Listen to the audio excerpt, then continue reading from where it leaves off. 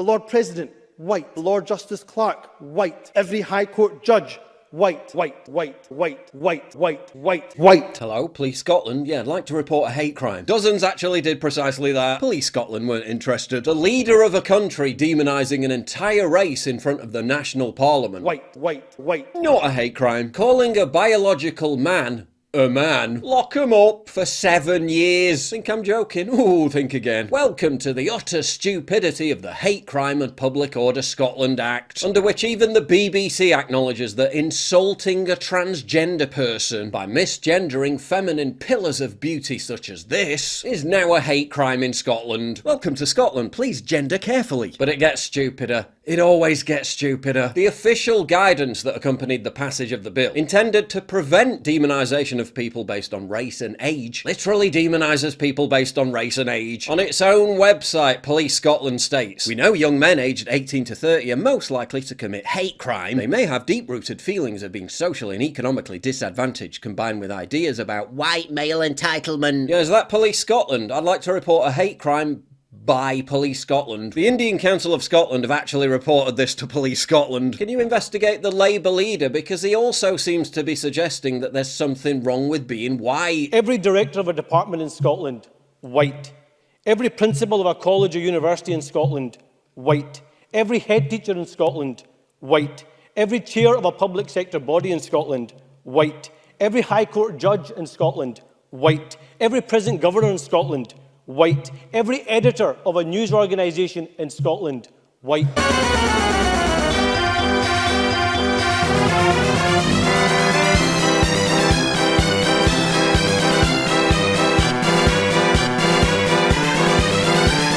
This is something I've been excited about doing for ages, and today's finally the day. I partnered with MyHeritage DNA to investigate my ethnic origins and ancestry, and it was a piece of cake. Once you receive the DNA kit, remember to activate it first. But what's inside the box? 2 swabs, 2 vials, a bag to place the vials in, and a pre-addressed envelope to send it all back to the lab, as well as clear step-by-step instructions. Use the swab head to scrape the inside of one of your cheeks for 30 to 60 seconds. Open a vial and insert the swab inside, then break the swab against the inside edge of the vial at the marked black line. Then just repeat the whole process with the other swab inside your other cheek. Now just send it off and wait for the results to be emailed to you. Got my results back. Let's take a look. View DNA results.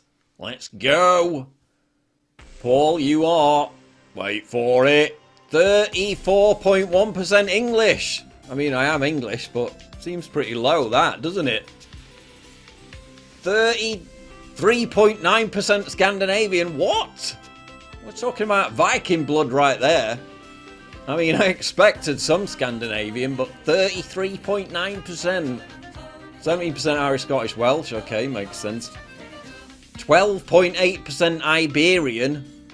That's unexpected. What's that all about? Portugal, Spain. 2.1% Finnish.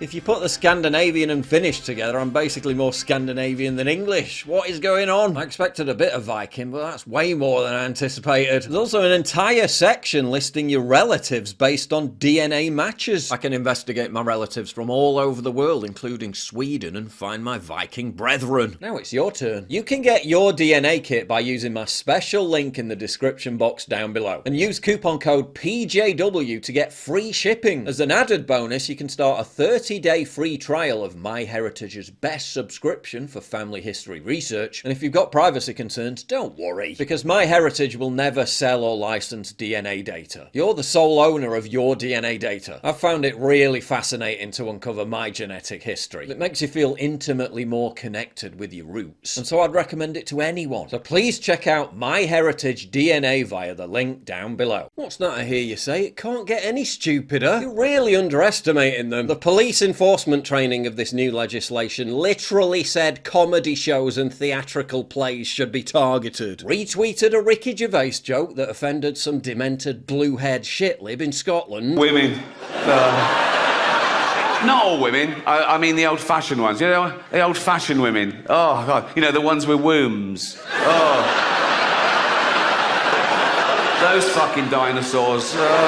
Maybe you'll get a knock on the door too. Even normie sports media types are warning it could outlaw classic football chants. Transgender activists are licking their lips at the prospect of having their arch enemy J.K. Rowling locked up. As a woman, she gets no safeguard as a specially protected class under the bill. This specimen, on the other hand, well, don't insult they them, now fully protected. They're creating entire lists of ex-users spying on their tweets like hall monitors, just waiting to pounce by filing vexatious reports to sick the thought police on them. Proving again how this isn't a law to protect vulnerable minorities. It's a weapon being handed to the worst people in society to crush freedom of expression. They could even apply it to private conversations. Let's say two people have a bust-up, a fallout. It could be in business, it could be within a family.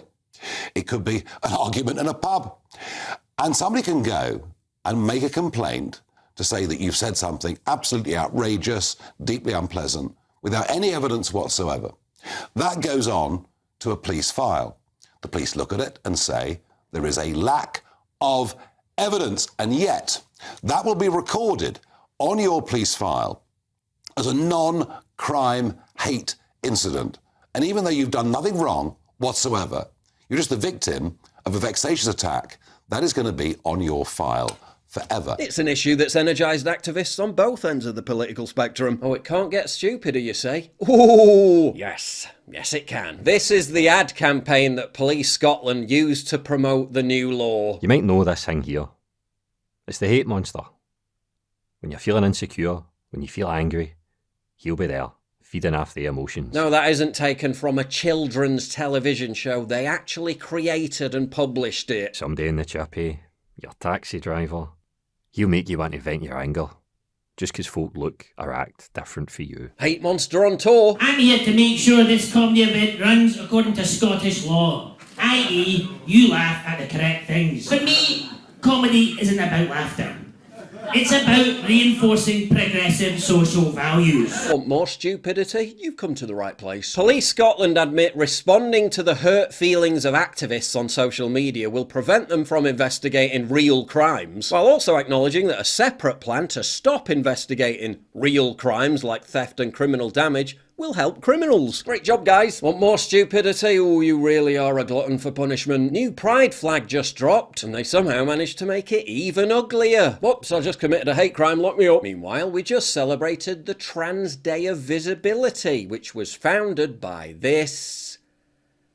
whatever this is. Hi, I'm Rachel Crandall Crocker, and I'm Executive Director of Transgender Michigan, and I am founder and organizer of the International Transgender Day of Visibility. Move aside, MLK. America just crowned its new civil rights icon. Hi. So iconic, the Biden administration White House, on Easter Sunday, issued an official proclamation honouring the Transgender Day of Visibility. Because there's nothing more essential, vital, necessary than a day of visibility for a tiny minority activist group that are so meek, so dignified, so quiet, and virtually invisible on every other day of the year, you barely know they even exist.